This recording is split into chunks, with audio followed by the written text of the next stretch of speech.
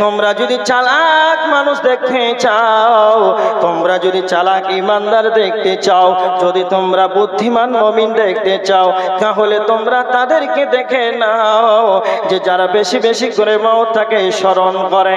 এবার দেখেন বেশি বেশি করে মওতটাকে স্মরণ করলে কি লাভ হবে, বেশি বেশি করে মরণ স্মরণ করলে কি লাভ হবে।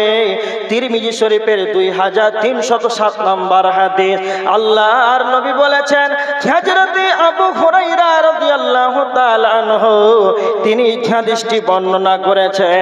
আল্লাহর নবী বলছেন, আখিরু যিকরা, তোমরা বেশি বেশি করে, তোমরা বেশি বেশি বেশি করে মরণকে স্মরণ করো। যদি তোমরা বেশি বেশি করে মরণকে যদি স্মরণ করো, তাহলে কি লাভ হবে? তাহলে পৃথিবীর যত মজা, পৃথিবীর যত চাকচিক্যন ঐশ্বর্য ভালোবাসা, পৃথিবীর যত স্বাদ, এগুলো সবকে বিনষ্ট করে দেয়। সেটাই হলো মদ। জালসার মাহফিল ভালো লাগে না, আপনাকে নাইট ক্লাব ভালো লাগে, এবার ইবাদত করতে ভালো লাগে না, যেন রাস্তাতে ঘুরতে ভালো লাগে, মসজিদে যেতে ভালো লাগে না, যেন চায়ের দোকানে টিভি দেখতে ভালো লাগে। কেন কেন কেন? আপনার ভিতরে মওত নাই। যখনই মওতটা বেশি বেশি করে স্মরণ করবে, তখন আপনি ইবাদতে তখন মনোযোগ বেশি দিবে, তখন ইবাদত করতে তখন বেশি ভালো লাগবে, তখন বেশি ভালো লাগবে ইবাদত করতে। এবার দেখেন কয়টা পয়েন্ট দিলাম। আজকে আমাদের সমাজের ভিতরে অধিকাংশ মানুষের মওত বলে স্মরণ নাই, বিধায় সে মাস্তানি করে, মানুষের জমির আইল দাবে, নিজেকে অনেক কিছু অহংকার গৌরব, সে নিজেকে তাকাব্বুর করে চলে, মানুষের সম্মান করে না, ইজ্জত করে না। এই কারণেই মানুষ মসজিদে ঢুকতে চায় না, মাদ্রাসামুখী হয় না, মসজিদমুখী হয় না, এই কারণে মওতটা নাই। তারপরে দিলাম যে আল্লাহ রাসূল বলছেন, সবচাইতে চালাক ইমানদারকে, সবচাইতে বুদ্ধিমান মুমিনকে না, তো যে বেশি বেশি মওতটাকে স্মরণ করবে। তারপরে তিরমিজির হাদিস, আল্লাহ রাসূল বলছেন বেশি মওতকে স্মরণ করলে কি লাভ হবে। তো আল্লাহ রাসূল বলছেন, হাদিমিল লাদ্দাত, পৃথিবীর যত স্বাদ যত মজা সব নষ্ট হয়ে যাবে, আর দুনিয়া ভালো লাগবে না। দুনিয়া যখন ভালো লাগবে না, তখন আপনাকে ইবাদতে বেশি মনোযোগী লাগবে। এই জন্য মরণকে সর্বদা মাঠে ঘাটে হাটে বাজারে এয়ারপোর্ট স্টেশনে যেখানে থাকবেন, জলহীন প্রান্তে জলসমুদ্রে নির্জন একাকী যেখানে চলবেন, আল্লাহ সুবহানাহু ওয়া তাআলাকে স্মরণ করবেন, আল্লাহকে ভয় করবেন, মওতকে স্মরণ করবেন, এতে আপনার লাভ আছে। এবার একটা কথা বলছি, খুব ভালো করে শুনেন। সেই কথাটা হলো যে বর্তমান মানুষ মওতটাকে কতটা স্মরণ করে, এমনিতেই করে না, তো জানাজায় গিয়ে কতটা স্মরণ করে। দেখেন আপনাদের এলাকায় যখন জানাজার খাট নিয়ে যায়, কবরস্থানে জানাজার সালাত হয়, তারপরে পাটাতন চালু কাজ চলছে, কবরস্থানে কিছুক্ষণ দেরি হয় না মাটি দিতে, তো তখন সব চোখের পানিতে কাঁদে না, রাজনীতির গল্প করে, ছেলে মেয়েদের গল্প করে না? আপনাদের এলাকাতে নাই? কবরস্থানে গিয়ে জানাজা চলছে, একজনকে মাটি দিচ্ছে, আর একজন বলছে আমার ছেলে একবারে ডাক্তারি, সামনেবার ডাক্তারি চান্স পেয়েছে, সামনে বছর থেকে বেতন ঢুকবে। আরে বাপ, তোর ঢুকলো তো ওর কি হলো? তো কবরস্থানে বলতে হবে। তারপরে বলছেন যে এই সামনেবার মনে হয় আর পাস করতে পারবে না, এবার মনে হয় কংগ্রেসই আসবে। এই তো আলোচনা। এবার আপনারা বলেন যে যারা কবরস্থানে গিয়ে রাজনীতির গল্প করে, নিজের সাংসারিক পারিবারিক জীবনে যারা গল্প করে, এরা মানুষ না পশু? কথা বলেন, কষ্ট হচ্ছে? পশু বলছি তো কষ্ট হচ্ছে? কষ্ট হবে না। দুইটা উদাহরণ দেব, খুব ভালো করে শুনুন। এক, আপনার দিকে কসাইখানা বুঝেন? কসাইখানা মাংস বিক্রি করা হয়, তো মাংস বিক্রি করা হয়, তো কসাইখানাতে কয়টা ছাগল বানা থাকে? একটা না, দুটা না, চারটা পাঁচটা থাকে না? থাকে। তো একটা মাংস করে 500 হাড়ি 1 কিলো করে বিক্রি চলছে। বিক্রি চলতে আপনাদের বানাতের হেড মৌলানা গিয়ে কসাইখানার মালিককে বলছে যে আমার তো ছাত্র 60-70 ছাত্র, তো মাংস মাছ 2 কিলো আছে, তো 6 কিলো লাগবে, 60টা ছাত্র, তো প্রায় 6 কিলো লাগবে, 2 কিলো তো হবে না, তো আর একটা কি করতে হবে, কাটতে হবে। তো যেই ছাগলটা বাঁধা আছে খুঁটিতে, ওই তখন কাঁঠাল পাতা খাচ্ছে, খায় না ছাগলে। আর এই হেড মৌলানা গিয়ে ওই ছাগলটা কাঁঠালের পাতা খাচ্ছে, তখন সে নো টেনশনে খেয়েই যায়, খাবার খেয়েই যায়। আর হেড মৌলানা গিয়ে ওর দামদার করছে, এটা কয় কিলো হবে, বলছে 8 কিলো হবে, এটি দিয়ে দেন। তখনও তার দামদার চলছে। ভালো করে শুনেন, আপনাদের মাদ্রাসার শিক্ষক গিয়ে বলছে আমার তো এই 8 কিলো, এটা গোটাই দিলে হয়ে যাবে, ওর দামদার চলছে। তখন কি খাচ্ছে, কথা বলেন, এই তো কথা বলেন, কি খাচ্ছে, খাবার খাচ্ছে, কাঁঠালের পাতা খাচ্ছে। কেন বলেন তো, কেন? সে একজন পশু, তার বিবেক নাই যে আমার বিক্রি হয়ে গেল, এরপর আমার ললির এবার আমার চলবে গলার উপরে ছুরি, এটা তার জ্ঞান নাই, তার বিবেক নাই। তার 30 সেকেন্ড আগে টাকা দেওয়া হয়ে গেল, তখনও সে পাতা খাচ্ছে। কেন না, তো তার মানবতার জ্ঞান নেই, সে হলো পশু। অনুরূপ একটা মানুষকে, একটা মানুষের মতন মানুষ, আপনি যে রাজনীতির গল্প করেন, তো আপনার মতোই যে মানুষটা কিছুক্ষণ আগে তার আত্মাটি চলে যাওয়ায় বিধায় তাকে এখন 3 মুষ্টি মাটি দেওয়া হচ্ছে, আর আপনি কি করে রাজনীতির গল্প করতে পারেন? তাহলে আপনি পশু থেকে কি ভালো হলেন? কি করে ভালো হলেন? আর একটা ছোট্ট করে 2 নাম্বার উদাহরণ দিচ্ছি, ভালো করে দেখেন। 2টা ছেলেকে, 10 বছরের ছেলেকে 2টাকে আনা হলো, ওদের একজনকে ফাঁসির মঞ্চে লটকে দেওয়া হলো, একবারে ফাঁসি চলছে, একজনের ফাঁসি চলছে, আর একজনের ফাঁসি হবে। দ্বিতীয় জনকে বলা হচ্ছে তোমার ফাঁসি হবে মাত্র 15 মিনিট পর। কয় মিনিট? 15 মিনিট পর। একজনের ফাঁসি চলছে, আর একজনকে বলা হচ্ছে তোমার 15 মিনিট পর চলবে। ওকে যদি কাশ্মীর থেকে আপেল দেওয়া যায়, সৌদি থেকে খেজুর দেওয়া যায়, আমেরিকা থেকে যদি কেক দেওয়া যায়, আর 8 GB মোবাইল দেওয়া হয়, বলে ফ্রি ফায়ার খেল, খেজুর খা, কেক খা, ভালো লাগবে, খাবে? কথা বলেন না কেন? খাবে? খাবে না। তাকে কেক ভালো লাগবে না, তাকে খেজুর ভালো লাগবে না। 5G 6GB যদি মোবাইল হয়, তাহলে তাকে জানো, তাকে মোবাইলে ফ্রি ফায়ার খেলতে ভালো লাগবে না। কেন? কেন? তার মত কিছুক্ষণ পর তাকে ফাঁসির মঞ্চে লটকে দেওয়া হবে। সময় আছে কত, না তো 15 মিনিট সময় আছে। তাকে যদি 15 মিনিট যদি সময় থাকে, 15 মিনিট সময় থাকার পর তাকে খাবার ভালো লাগে না, মোবাইল ভালো লাগে না, তার মানে এবার আপনাকে বলছি, আপনার আমার 1টা মিনিট গ্যারেন্টি আছে। কথা বলেন, কথা বলেন, আছে? 1টা মিনিট গ্যারেন্টি নাই। আপনি যাকে 3 মুষ্টি মাটি দিলেন, আপনি যাকে 3 মুষ্টি মাটি দেওয়ার পর আপনি যে কবরস্থানে রাজনীতির গল্প আরম্ভ করলেন, আপনি যাকে কবর রেখে দিলেন, তার পরবর্তী কবরটা আমার আপনার হবে, এটা কারো বলার ক্ষমতা আছে? সারা পৃথিবীর মানুষ জানে না, তারপর সে তার কবর হয়ে যাবে। তার মানে যার 1টা সেকেন্ডের গ্যারেন্টি নাই, যার 1টা মিনিটের গ্যারেন্টি নাই, যার 1টা ঘন্টার গ্যারেন্টি নাই, সে আবার কবরে কেন, কি করে সে রাজনীতির গল্প করতে পারে? আল্লাহর নবী যখন কবরস্থানে যেতেন, আনসারীদের কবর স্থানে গিয়ে তখন কবর খনন করা হয় নাই, তখন নবীজি কবরস্থানে বসে পড়লেন, আর আল্লাহর নবী একটা খড়ি কাঠি নিয়ে জমিনে রেখা টানতে আরম্ভ করলেন।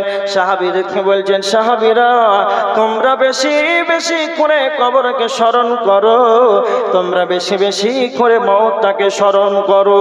তখন আল্লাহর নবী এত চিন্তা ভাবনা করতে লাগলে, আল্লাহর নবী যেন অন্য জগতে ভেসে যায়, দুনিয়া তাকে আর কোনো কিছু বোঝা যায় না। এইভাবে তিনি কবরস্থানে গিয়ে কবরবাসীদেরকে নিয়ে এতটা তিনি ভাবতেন, মওতটাকে নিয়ে তিনি এতটাই ভাবতেন যে তিনি অনেক মনোযোগী হয়ে যেতে। আজকে আমরা কবরস্থানে গিয়ে আমরা আজকে রাজনীতির গল্প করতে আরম্ভ করি, এটা আমাদের জন্য ভালো হয় না, এটা আমাদের অনেক ক্ষতিকর বিষয়। আজকে আমাদের ভিতরে মওত স্মরণ নাই কেন? আমাদের মওত আমাদের ভিতরে নাই, এই কারণে আজকে কবরস্থানে গিয়েও আজকে আমরা মওতকে স্মরণ করতে পারি না। আল্লাহর নবী বলেছেন আমার উম্মত মওতটাকে ঘৃণা করবে, ওয়া কারাহিয়াতুল মওত, আমার উম্মত মওতটাকে ঘৃণা করবে, এরা মওতকে ভালোবাসবে না। বর্তমানে আজকে আমরা একজন ব্যক্তি অন্তরের অন্তরস্থল থেকে বলেন, নিজের অন্তর থেকে বলেন আমাকে মরতে ভালো লাগছে, আমি মরণটাকে চাই। কেন আজকে আমাকে আপনাকে মরণটাকে ভালো লাগে না? কেন কেন কেন? আজকে আমরা আমলে পরিণত করে নাই, আমাদের 5 ওয়াক্তের সালাত নাই, আমাদের হজ নাই, আমাদের কোরআন হাদিসের নির্দেশ অনেক নির্দেশ আর নিষেধগুলোকে মানতে পারি না। এই জন্য আজকে আমাদের মরণটাকে ভালো লাগে না। হযরত উসমান রাদিয়াল্লাহু তাআলা আনহু যখন কবর দেখতে, তখন তিনি অঝর নয়নে তিনি ঝরঝর করে তার চোখের পানি ঝরতো। হযরত উসমানকে জিজ্ঞাসিত করা হতো, হযরত উসমান, আল্লাহর নবী যখন কোরআন থেকে হাদিস থেকে জাহান্নামের কথা বলেন, তখন তো আপনি এতটা হতভম্ব হতেন না। যখনই আপনি কবরকে দেখেন, যখনই আপনার সম্মুখে কবরের আলোচনা করা হয়, তখন তো আপনি এতটা কেন হতভম্ব হয়ে যান? আপনার চোখে এতটা কেন অশ্রু বিসর্জন হয়? হযরত উসমান বলতেন, ও আমার সাথীরা, পরলৌকিক জীবনে মানুষ পরলৌকিক জীবনে কিয়ামতে ওঠার জন্য, হাসরে ওঠার জন্য, জাহান্নাম জান্নাত যাওয়ার আগে পরকাল জীবনে প্রথম মঞ্জিল হলো কবর। কেউ যদি কবর থেকে বেঁচে যায় সে সব জায়গায় বেঁচে যাবে, আর কেউ যদি কবরে ধরা খেয়ে যায় তাহলে সব জায়গাতে ধরা খেয়ে যাবে। এই জন্য উসমান কবরকে নিয়ে চিন্তা ভাবনা করতেন। আজকে আমাদের ডানে বামে সামনে পিছনে গুনহার গুনহা, যাদের সামনে গুনহা ছিল না, যাদের পিছনে গুনহা ছিল না, যারা ছিলেন নিষ্পাপ, সাহাবীদের জান্নাতের সার্টিফিকেট তারা দুনিয়াতে পেয়েছেন। এটাই শুধু শেষ নয়, তারা রাদিয়াল্লাহু আনহুম ওয়া রাদওয়ান, তারা আল্লাহর কাছে আল্লাহর দেওয়া তারা টাইটেল পেয়েছেন। আল্লাহ তাদের প্রতি রাজি, তারাও আল্লাহর প্রতি রাজি। এই রকম টাইটেল নেওয়ার পর, জান্নাতের সার্টিফিকেট দুনিয়াতে নেওয়ার পর, তারা কবর দেখলে কাঁদতেন, মওতটাকে অঝর নয়নে স্মরণ করে চোখের পানি বিসর্জন করতে। আমরা হতভাগা মুসলমান, আমাদের বিবেকে নাই যে আমাদেরকে মরতে হবে, আমাদের বিবেকে নাই যে আমাদেরকে মরতে হবে। সাহাবীরা জান্নাতের সার্টিফিকেট দুনিয়াতে পেয়েছে, আল্লাহ যে তাদের প্রতি রাজি সেটাও তারা খবর পেয়ে নিল, তারপরে ওদের অবস্থা এরকম। আর আমাদের অবস্থা, আমাদের অবস্থা কি হলো? একবার কি চিন্তা ভাবনা করেছেন কোনোদিন? যারা বসে আছেন 5 ওয়াক্তের সালাত আদায় করেন তো? করেন করেন? কিভাবে আপনি সালাত ছেড়ে দেন আর কাল থেকে ছাড়বেন, একবার ভাববেন, চিন্তা ভাবনা করেন। এবার দেখেন, আপনাকে একটা কথা বলছি, খুব মূল্যবান একটা পয়েন্ট। আগামীকাল খুব ভালো করে শুনেন, এটা কিন্তু মুখস্থ করে বাড়ি যেতে হবে, মুখস্থ করে বাড়ি যেতে হবে। আগামীকাল লাশ হয়ে জানাজার খাটে অন্যর কাঁধে চেপে কবরস্থানে যাওয়ার আগে, কি বললাম? আগামীকাল লাশ হয়ে অন্যর কাঁধে চেপে কবরস্থানে যাওয়ার আগেই আপনি আপনার পায়ে হেঁটে মসজিদে যান, এতেই সফলতা আছে। কথা বলেন ঠিক? কি বলছেন? ঠিক না? ঠিক। অন্যর কাঁধে চেপে কবরস্থানে যাবেন আর নিজের পায়ে হেঁটে মসজিদে ঢুকতে পারলেন না, এর মতো দুনিয়াতে আর হতভাগা আছে? নাই। এই জন্য বলছি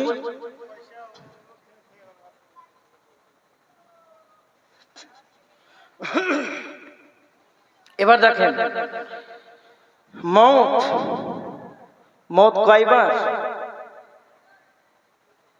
মৌত আগে না পরে? মৌত আগে না হায়াত আগে? জানা আছে?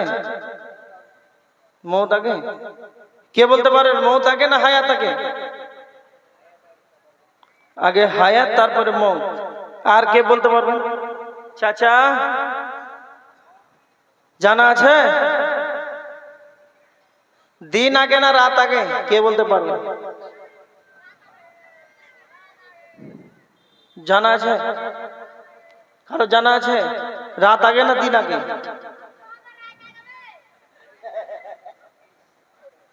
হায় রে,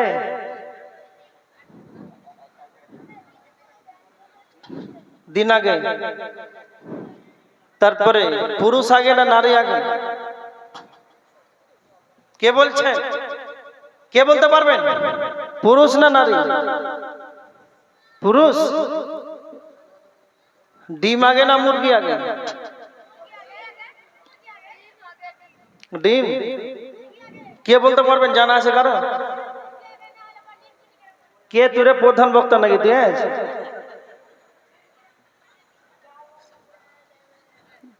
পুরুষ আগে না নারী আগে? হযরত আদম আলাইহিস সালাতু ওয়াস সালামকে আল্লাহ সর্বপ্রথম সৃষ্টি করেছেন। সেখান থেকে প্রমাণ হয় আগে হলো পুরুষ, তারপরে হলো মহিলা। দিন আগে না রাত আগে? আল্লাহ সুবহানাহু ওয়া তাআলা বলেছেন সূরা আন-নাজিয়াতের 29 নম্বর আয়াত, ওয়া আগতাশা লাইলাহা ওয়া আখরাজা দুহাহা। আল্লাহ বলছেন আমি রাত্রিটাকে অন্ধকারের চাদর দিয়ে ঢেকে রেখেছি, তারপরে দিনটাকে আমি বের করেছি। তার মানে আল্লাহ যখন পৃথিবীকে বানান, দুনিয়াটাকে একটা অন্ধকারের চাদর দিয়ে ঢেকেছিলেন, তখন আলোকময় ছিল না, তখন দিন ছিল না। পরবর্তীতে অন্ধকার থেকে দিনকে বের করা হয়েছে। তারপরে হায়াত আগে না মওত আগে? হায়াত আগে না মওত আগে? সূরা আল মুলকের 2 নম্বর আয়াত, আল্লাযী খালাকাল মাউতা ওয়াল হায়াত। আল্লাহ বলেছেন আমি সৃষ্টি করেছি মওতকে, তারপর হায়াত। আগে হায়াত নাই, আগে মওত। আগে হায়াত নাই, আগে মওত। আল্লাহ আগে মওতকে বানিয়েছেন, তারপর হায়াতটাকে। কেন বানিয়েছেন মওতটাকে? তো আমার আল্লাহ বলছেন বান্দারে আমি তোমাদের মওতটাকে আমি আগে সৃষ্টি করেছি। আর লাল সিগন্যাল দেওয়া আছে, লাল সিগন্যাল দেওয়া আছে। তুমি হায়াত যেটা পেয়েছো, 70-80 বছর পেয়েছো, 100 বছর পেয়েছো, এই 200 বছর বয়স পেয়েছো। এই বয়স ভাগে তুমি খরচা করছো, সেকেন্ডে মিনিটে ঘন্টাতে দিন শেষে তুমি জীবনটাকে ক্ষয় করেছো। এই করতে করতে করতে যখন তোমার বয়সটা যখন শেষ হয়ে যাবে, তখন তুমি ভেবে নাও তোমার লাল সিগন্যাল দেওয়া আছে সেটাই হলো মওত। যখন তোমার হায়াত শেষ হয়ে যাবে, মালাকুল মওত তোমার কাছে চলে আসবে। তো আমার আল্লাহ কেন মওতটাকে আগে দিলেন? কথা বলেন, মওতটাকে আগে কেন দিলেন? পৃথিবীর বুকে আমি আপনি যখন চলাফেরা করব, যখন আমি দুনিয়াতে চলাফেরা করব, দুনিয়াতে যখন আমি চলাফেরা করব, তা আমাকে ভেবে নিতে হবে আল্লাহ আমার মওতটাকে আগে বানিয়েছেন। দুনিয়াতে এসেছি মানে মরতেই হবে। আমার আল্লাহ বলছেন আমি মওতটাকে এই জন্য দিলাম, তুমি চিন্তা ভাবনা করে দুনিয়া করবে যে আমি দুনিয়াতে এসেছি মানে আমাকে মরতেই হবে।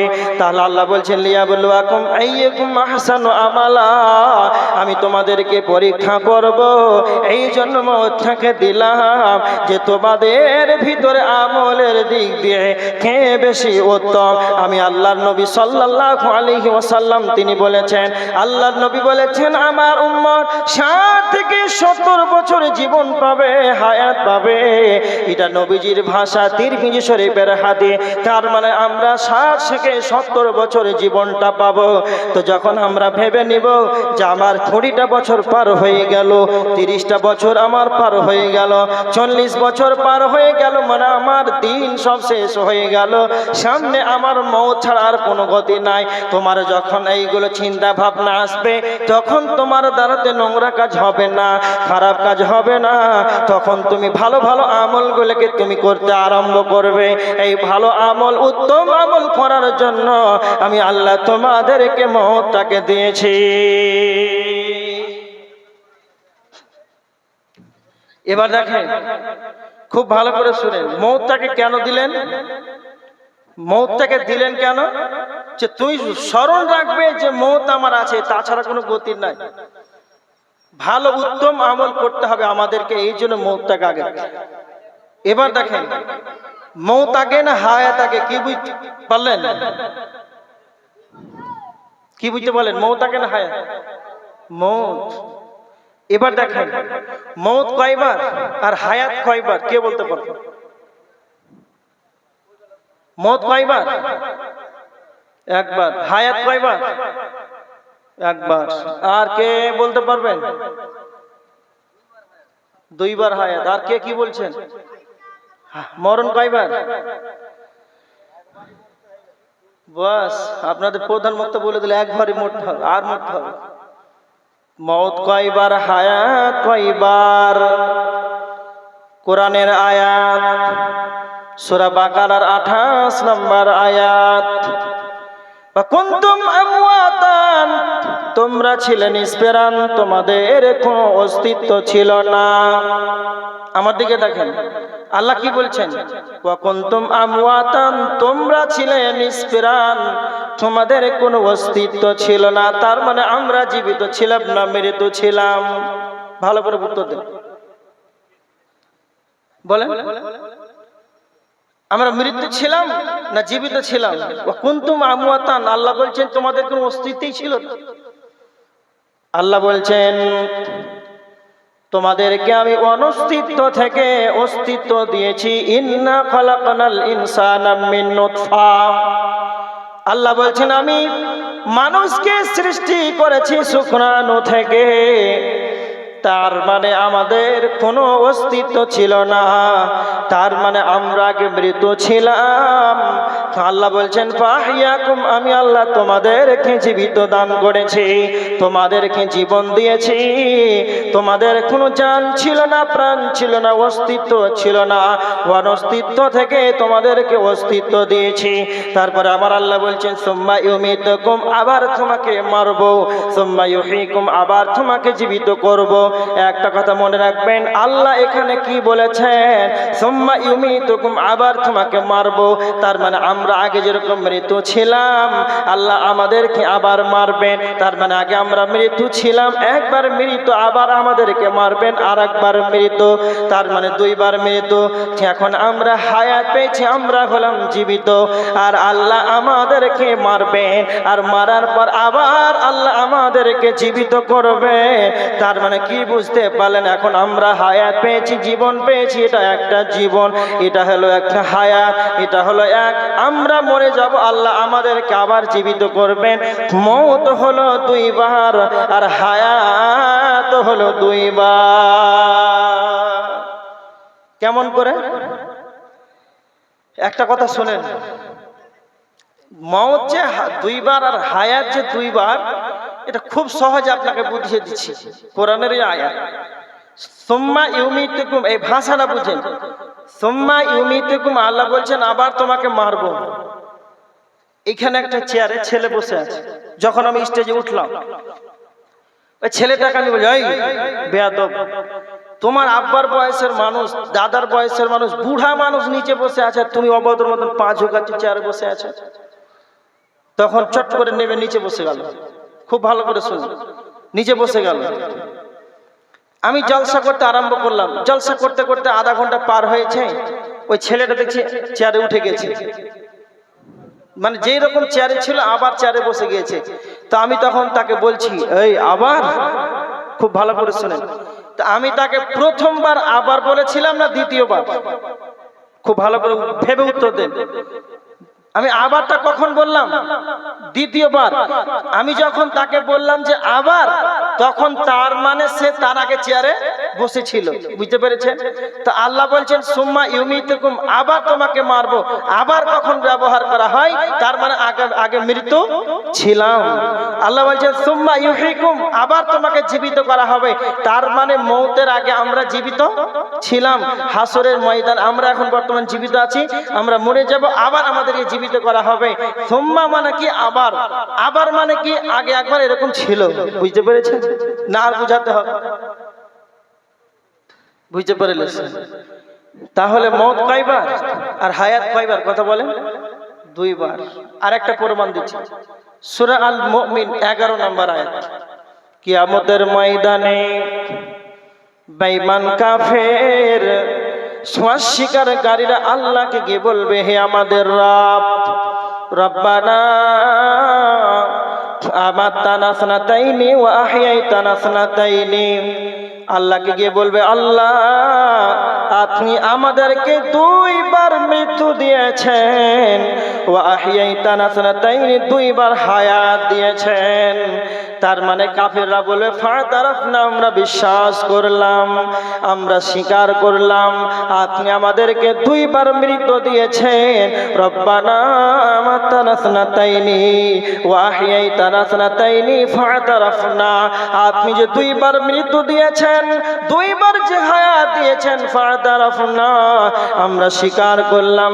ফাহাল ইলা খুরুজিম মিন সাবিল, আল্লাহকে গিয়ে তারা বলবে, এবার আমাদের পালাবার জায়গা আছে কি? তাহলে এখানে কয়টা প্রমাণ হলো? কয়টা প্রমাণ হলো? এখানে প্রমাণ হলো দুইবার হায়াত আর দুইবার মওত, বুঝতে পারলেন? এবার দেখেন আল্লাহ বলছেন, আমি তোমাদেরকে জীবিত রেখেছি পৃথিবীর বুকে, এবার তোমাদেরকে আমি মারব। কোরআনের আয়াত, সূরা আল ইমরানের 185 নম্বর আয়াত, কুল্লু নাফসিন যায়িকাতুল মাউত, যার ভিতরে প্রাণ আছে, যার ভিতরে আত্মা আছে, যে কথাই চলাফেরা করতে পারে তাকে জীব বলা হয়। তো যার ভিতরে জীব আছে তাকে মওতের স্বাদ গ্রহণ করতে হবে, বাঁচার কোনো উপায় নাই। কোরআনের ভিতরে এই আয়াতটি আল্লাহ চ্যালেঞ্জ করে বলেছেন, একবার নয়, দুইবার নয়, তিনবার আয়াত থেকে কোরআনের ভিতরে এনেছেন। 114টি সূরা রয়েছে, আর 1 থেকে 30টি পারা রয়েছে। গোটা কোরআনে এই আয়াতটাকে আমার আল্লাহ 3বার এনেছেন। কুল্লু নাফসিন যায়িকাতুল মাউত, এই আয়াতটা 3বার এনেছেন। সূরা আল ইমরানের 185 নম্বর আয়াত, সূরা আল আম্বিয়ার 35 নম্বর আয়াত, সূরা আল আনকাবুতের 57 নম্বর আয়াত। একবার নয়, দুইবার নয়, আল্লাহ 3বার চ্যালেঞ্জ করে বলেছেন, কুল্লু নাফসিন যায়িকাতুল মাউত, যার ভিতরে আত্মা আছে, যার ভিতরে প্রাণ আছে, তাকে মওতের স্বাদ গ্রহণ করতেই হবে। তার মানে সারা পৃথিবীর বুকে যতগুলো মানুষ এসেছিল, আমরা যতগুলো মানুষ বর্তমান আছি, আমাদের পরবর্তীতে যতগুলো মানুষ আসবে, সারা পৃথিবীর বুকে সবচাইতে চরিত্রবান ব্যক্তিকে কথা বলেন, কথা বলেন, সবচাইতে চরিত্রবান ব্যক্তিকে আল্লাহ তার চরিত্রের প্রশংসা করেছেন সূরা কালামের 4 নম্বর আয়াত, ওয়া ইন্নাকা লাআলা খুলুকিন আযীম। হে নবী, আপনি হলেন উত্তম চরিত্রের অধিকারী। আল্লাহর পরে যার স্থান, যিনি আমাদের নবী, আল্লাহর নবী, দুনিয়াতে নবী, আখিরাতে নবী, তাকে ও মওতের স্বাদ গ্রহণ করতে হয়েছে। আমার আল্লাহ নবীজিকে বলছেন সূরা আজ-জুমারের 30 নম্বর আয়াত, ইন্নাকা মাইয়িতুন, হে নবী আপনাকে মরতে হবে, ওয়া ইন্নাকা মাইয়িতুন ওয়া ইন্নাহুম মাইয়িতুন, তবে কি তারা জীবিত থাকবে। তারপরে আমার আল্লাহ বলছেন, নবীকে বলছেন, ওয়া মা জাআলনা লিবাশারিন মিন ক্বাবলিকাল খুল, হে নবী আপনার পূর্বে আমি কাউকে অনন্তকাল জীবন দান করি নাই, আপনার পূর্বে আমি কাউকে অনন্তকাল জীবন দান করি নাই। তো আপনাকে মরতে হলে তারা কি চিরজীবী থাকবে? তার মানে নবীজিকে মওতের স্বাদ গ্রহণ করতে হয়েছে।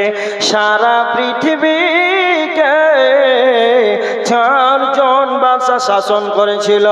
বর্তমান পৃথিবীতে 200 অধিক রাষ্ট্র রয়েছে, আর এক একটা দেশে এক একজন করে প্রধানমন্ত্রী রয়েছে। ভারতবর্ষে যেমন প্রধানমন্ত্রী নরেন্দ্র মোদী, এবার দেখেন বাংলাদেশের প্রধানমন্ত্রী ডক্টর ইউনূস। তার মানে যেরকম করে পৃথিবীতে এক একটা দেশে এক একটা প্রধানমন্ত্রী রয়েছে, এমন একটা সময় গিয়েছে, এমন একটা যুগ গিয়েছে যে সারা পৃথিবীকে 4 জন বাদশা শাসন করেছিল। একজন বাদশা সারা পৃথিবীর মালিকানা করেছিল। সেই 4 জনের ভিতরে 2 জন ছিলেন মুসলমান, 2 জন ছিলেন কাফের। মুসলমান 2 জনের নাম হলো, একজনের নাম হলো সুলাইমান ইবনে দাউদ আলাইহিস সালাম, দ্বিতীয় জনের নাম হলো যুলকারনাইন। 2 জন কাফেরের নাম, একজনের নাম হলো নমরুদ আর অপর জনের নাম হলো বাগদে নাসার। এরা 4 জন সারা পৃথিবীকে শাসন করেছিল। আমি কেন কথাটি আনলাম, সারা পৃথিবীর বুকে যারা বাদশা ছিলেন একাই রাজত্ব করত, তারা কি পৃথিবীতে আছে? না না না, তারাও পৃথিবী ছেড়ে চলে গিয়েছে। সারা পৃথিবীকে শাসন করার পর পৃথিবীতে নমরুদ থাকতে পায়নি। ফেরাউন তো নিজে বলেছিলেন সূরা নাজিয়াতের 24 নম্বর আয়াত, ফেরাউন নিজেকে বলেছিলেন আনা রব্বুকুমুল আলা, আমি তোমাদের বড় রব, আমার রব ব্যতীত। সূরা আল কসাসের 38 নম্বর আয়াত। নমরুদ ফেরাউন বলেছিলেন মা আবিলতু লাকুম মিন ইলাহিন গায়রি, আমি তোমাদের রব ব্যতীত অন্য কোন রব আছে কি তা আমার জানা নাই। তার মানে তোমাদের রব আমি হলাম তোমাদের রব। এই ফেরাউনকে পানিতে আল্লাহ ডুবিয়ে মেরেছে। সারা পৃথিবীকে যিনি শাসন করেছিলেন সেই নমরুদের ইতিহাসটাকে জানেন। সেই নমরুদকে একটা মশার দ্বারা পৃথিবী থেকে ছেড়ে চলে যেতে হয়েছে। এই নমরুদের এখানে নাক দিয়ে মশা প্রবেশ করেছিল, আর এই মশারা তার মাথায় কামড়াতে শুরু করেছে। এই দাগ থেকে, এই পাঁজর থেকে ওই পাঁজর যখন দংশন করতে আরম্ভ করলো, যখন কামড়াতে আরম্ভ করলো, নমরুদ তখন নিজে মাথাতে মারতে আরম্ভ করে। যখন সে এত বিষয় জর্জরিত হয়ে যায়, তখন তার প্রজারাকে বলে আমার মাথায় তোমরা মারতে থাকো, যেন আমাকে কে যেন দংশন করেছে। তার প্রজারা তখন তার কাঠের জুতোর বাড়ি তার মাথাতে মারতে আরম্ভ করলো। এই সারা বিশ্বকে যিনি শাসন করেছিলেন সেই নমরুদকে জুতার বাড়ি খেয়ে খেয়ে তাকে দুনিয়া থেকে একটা মশাতে তাকে মৃত্যুবরণ করিয়ে দিয়েছে। আর যখন নমরুদের চতুর্দিকে বাড়ি মারল মশা, তখন তার উপর দিয়ে যখন মাথাটা চৌচির হয়ে গেল, মশা তখন বের হয়ে চলে গেল, নমরুদের মৃত্যু হয়ে গেল। তা সারা পৃথিবীর বাদশাহ হও, সারা দুনিয়ার তুমি এমএলএ হও, সারা তুমি ইন্ডিয়া কেন প্রধানমন্ত্রী হও, মুখ্যমন্ত্রী হও, রাষ্ট্রপতি হও, তুমি এমপি হও, এমএলএ হও, তুমি মৌলানা হও, নবী হও, ওলি হও, কুতুব হও, সারা পৃথিবীর মানুষের কারো বাঁচার ক্ষমতা নাই, মওতের কোনো গ্রুপ নাই। একজন ভিখারি মরবে, একজন বাদশা মরবে, একজন রিক্সা চালককে মরতে হবে, একজন পাইলটকে মরতে হবে। মওতের কোনো গ্রুপ নাই। নবী মুহাম্মদকে মরতে হয়েছে, নবী আদমকে মরতে হয়েছে, নবী ইব্রাহিমকে মরতে হয়েছে, সাদ্দাতকে মরতে হয়েছে, নমরুদকে মরতে হয়েছে, কারুনকে মরতে হয়েছে। ধনী হয়ে যদি বাঁচা যেত, ধনী হয়ে যদি বাঁচা যেত, মালদার হয়ে যদি বাঁচে যেত, তাহলে নমরুদ অনেক অনেক অনেক কোটি কোটি বিলিয়ন মিলিয়ন সে মালিক ছিল। নমরুদকে পৃথিবী থেকে তহস নহস করে দিয়েছে, জমিনটাকে ঢুকিয়ে দিয়েছে, নমরুদকে পৃথিবী থেকে চলে যেতে হয়েছে। সুন্দর হয়ে যদি, সুন্দর হয়েও যদি বাঁচা যেত, ইউসুফ নবীকে অর্ধেকটা সৌন্দর্য দান করা হয়েছিল, ইউসুফ নবীকে পৃথিবী ছেড়ে চলে যেতে হয়েছে। তার মানে ধনী হলেও বাঁচা যাবে না, ইমানদার হলেও বাঁচা যাবে না, কাফের হলেও পৃথিবী বাঁচবে না, বাঁচা যাবে না, সকলকেই মরতেই হবে। কুল্লু নাফসিন যায়িকাতুল মাউত, প্রত্যেকটা প্রাণীকে মৃত্যুর স্বাদ গ্রহণ করতে হবে।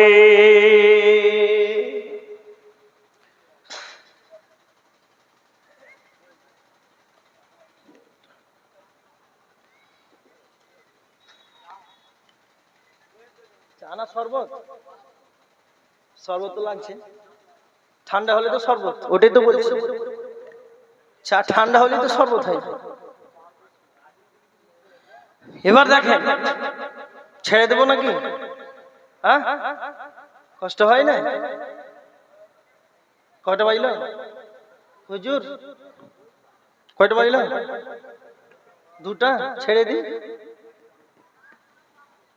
বসে থেকে লাভ কি মানুষকে কষ্ট দিয়ে? চালাও। আর ফজরের নামাজটা কে চালাবে বাপ? হ্যাঁ, হিসাব দিতে হবে।